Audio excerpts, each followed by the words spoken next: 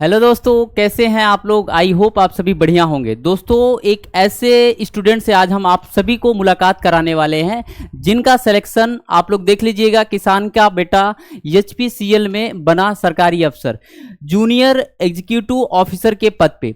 ठीक है, ये बगल में है, आप लोग फोटो देख रहे होंगे, अश्विनी कुमार जी हैं, जो ये एक अच्छे स्टूडेंट भी हैं और साथ साथ में मेरे मित्र भी हैं।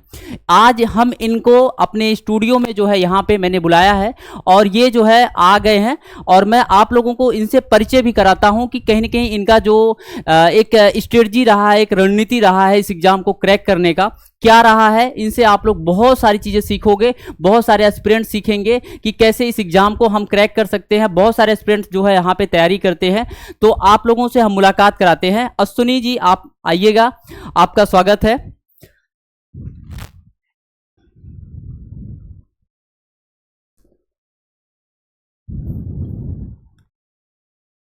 हाँ, देखिए ये आ गए हैं हमारे अश्विनी जी, और ये हमारे एक अच्छे दोस्त भी रहे हैं और साथ साथ में एक अच्छे स्टूडेंट भी रहे हैं, जिन्होंने 4 साल से प्रयागराज के सलोरी में रह रहे थे और यहाँ पे लगभग 4 साल के बाद इन्हें जो है सफलताएं मिली है।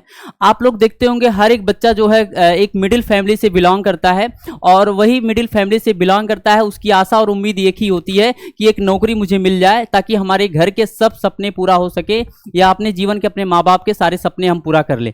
उसी तरीके से इन्होंने भी जो है, ये चंदौली के रहने वाले हैं, उत्तर प्रदेश के चंदौली के रहने वाले हैं, जहां से जो है इन्होंने अपनी एक मिडिल फैमिली से बिलोंग करते हैं। इनके पापा जी किसान हैं और जो लोग आप लोग देख सकते हो यहाँ पे, ठीक है, पापा किसान हैं और इतनी समस्याओं के बावजूद, बहुत सारी इनके घर में भी परिस्थितियां रही हैं, उसके बावजूद भी इन्होंने अपनी कभी वहां पे मनोबल को कभी अपने तोड़ा नहीं, एक तरीके से कभी वो हार नहीं माने, और लगातार कुछ समय इनको बीच में पढ़ाई को भी छोड़ना पड़ा, उसके बाद फिर जाकर के इनको सफलताएं मिली है। आइए आज हम सभी जो है इनसे परिचित होते हैं, और साथ साथ में जो है यहाँ पे इन्हें हम खूब अपने तरफ से और आप लोगों के तरफ से खूब ढेर सारी बधाई देते हैं। भाई, आपको आपका सिलेक्शन हुआ और आप हमारे बुलाने पे हमारे स्टूडियो में आए, बहुत थैंक यू सो मच। और मैं चाहता हूं कि आप जो है अपने अनुभव को शेयर करें, और यहाँ पे हमारे उन सभी एस्पिरेंट्स को, हमारे सभी बच्चों को, या हमारे सभी जो लोग भी इस वीडियो को देख रहे हैं, माता पिता, उन सभी को आप अपने अनुभव का जो है शेयर करें और इस सफलता के बारे में बताएं, ये क्या रही है, कैसी रही है। ठीक है,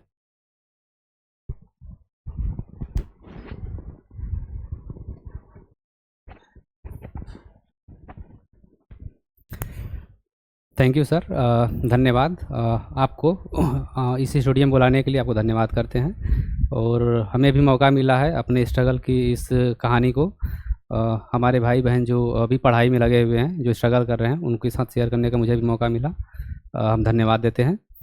और मैं सबसे पहले अपना परिचय देता हूँ। मेरा नाम अश्विनी कुमार है और मैंने डिप्लोमा करी हुई है, और मैंने 2021 से फर्दर एग्ज़ाम की तैयारी के लिए मैं इलाहाबाद में आया, और तब से मैं स्ट्रगल कर रहा हूँ और पढ़ाई में मतलब हमेशा लगा रहा।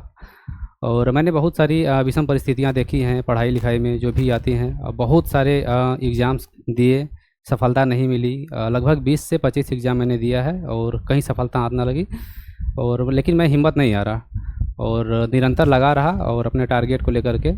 देखिए, स्टूडेंट लाइफ में सबको कुछ ना कुछ फेस करना पड़ता है, चाहे फाइनेंशियली या फिर मेंटली, और बहुत सारी चीज़ें हैं समाज को लेकर के, फैमिली को लेकर के, बहुत सारे प्रेशर रहते हैं, और मैंने भी इन चीज़ों को फेस करा हुआ है। तो मैं जो भी चीज़ें हैं मेरे अंदर, मैं जो भी आपसे बातें करना चाहता हूँ, मैं शेयर करना चाहता हूँ इस चीज़ को, ताकि आप भी इसे अंत तक बने रहें और इस चीज़ को सुने, देखें, ताकि आपको भी मोटिवेशन मिले और आप भी अपने सफलता के लिए इस चीज़ को कहीं ना कहीं एक चुनौती के रूप में लें। देखिए, मैं 2021 में इलाहाबाद में आया तैयारी करने के लिए, और मैंने एक्सीलेंट विजन में मैंने टेक्निकल के लिए आगे कोचिंग किया, और उसके बाद मैंने बहुत सारे एग्ज़ाम्स दिए, जैसे टेक्निकल में यूपीपीसीएल जेई के लिए हो गया, आरआरबी जेई हो गया, यूपीआरबीएनएल हो गया, एनएचपीसी, मतलब बहुत सारे एग्ज़ाम्स दिए, टेक्निकल भी दिए, नॉन टेक भी दिए, और सफलता नहीं मिली, बहुत सारी चीज़ें।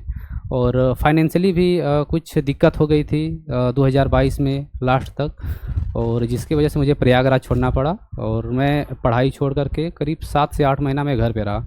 मेरी पढ़ाई सब मतलब बिल्कुल बंद हो गई थी, मैं कुछ भी नहीं।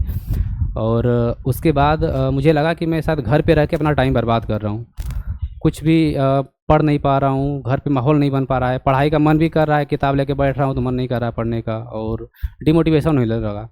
और फिर मैं देखता हूँ कि हमारे साथ के बहुत सारे ऐसे स्टूडेंट्स हैं जो हमारे साथ जो कलीग हैं जो पढ़े थे वो सेलेक्ट हो चुके हैं। कोई यूपीपीसीएल में है, कोई अदर एग्ज़ाम दे करके वहाँ पे सेलेक्टेड है। तो मुझे भी थोड़ा सा कहीं न कहीं मोटिवेशन आया कि किसी भी तरह करके, चाहे कर्ज़ की वजह से, लोन की वजह से, जैसे भी करके मैं दोबारा से यहाँ पे इलाहाबाद में आया और अपने स्ट्रगल को फिर से शुरू किया ज़ीरो से। क्योंकि आप लोग को पता है कि अगर कोई भी चीज़ों को अगर 1 महीना तक मिनिमम छोड़ दिया जाए तो ऐसा फ़ील होता है कि जैसे सब ज़ीरो हो गया है, पढ़ाई सब शून्य हो गई है। तो मेरे लिए भी जब मैं 2023 से मैंने स्टार्ट किया तो मेरे लिए सारी चीज़ें नई हो गई थी, क्योंकि 7 से 8 महीना हो चुका था पढ़ाई बंद किए हुए। तो मैंने एकदम शुरुआत से और एक बेसिक से फंडामेंटल जो चीज़ें होती है ना, मैंने वहाँ से पढ़ाई स्टार्ट किया दोबारा से, और अपना जो फंडामेंटल चीज़ है उसको क्लियर करते गया। मतलब ऑब्जेक्टिव नहीं पढ़ना है, आपको थ्योरी पढ़ना है, जैसे आप स्टोरी को ही पढ़ते हैं वैसे ही आपको पढ़ना है एकदम, और मॉक देना है सारी चीज़ें। लेकिन एक और मैं बात बताना चाहूँगा, जैसे एग्ज़ाम्स आते हैं, ठीक है, हम लोग क्या करते हैं, हमको लगता है तैयारी मेरी बहुत ज़बरदस्त है, बहुत अच्छी है, कॉन्फिडेंस भी आता है, और लेकिन जब हम टेस्ट देते हैं तो ऐसा लगता है कि इसे तैयारी ही नहीं किए हैं, एकदम नंबर ही नहीं आता है, डिमोटिवेशन हो जाता है और पढ़ने का मन नहीं करेगा, मन करेगा कि अब छोड़ देते हैं, अब छोड़ के चलते हैं भाई, अब कोई मतलब नहीं है पढ़ाई लिखाई का। लेकिन फिर भी उसमें क्या करना है कि आपको बने रहना है थोड़ा सा। देखिए बहुत सारे डिप्रेशन आते हैं, मैं समझ सकता हूँ, क्योंकि मैंने भी उस चीज़ को फेस किया है। और हमारे जो सीनियर्स हैं या जो भी हमारे साथ के लड़के, जब वो सेलेक्ट हो जाते हैं कहीं, तो एक और मतलब प्रेशर बनने लगता है कि अब क्या किया जाए, अब क्या स्ट्रेटजी बनाई जाए पढ़ने के लिए। तो ये सब चीज़ों को मैंने फेस किया है, तो मैं चाहता हूँ कि मैं इन सारी चीज़ों को आपके सामने मतलब रखूँ, ताकि आप इन चीज़ों को, मैं उम्मीद करता हूँ कि आपके साथ भी ये लाइफ में हो रही होंगी और आप भी इस चीज़ को फेस कर रहे होंगे।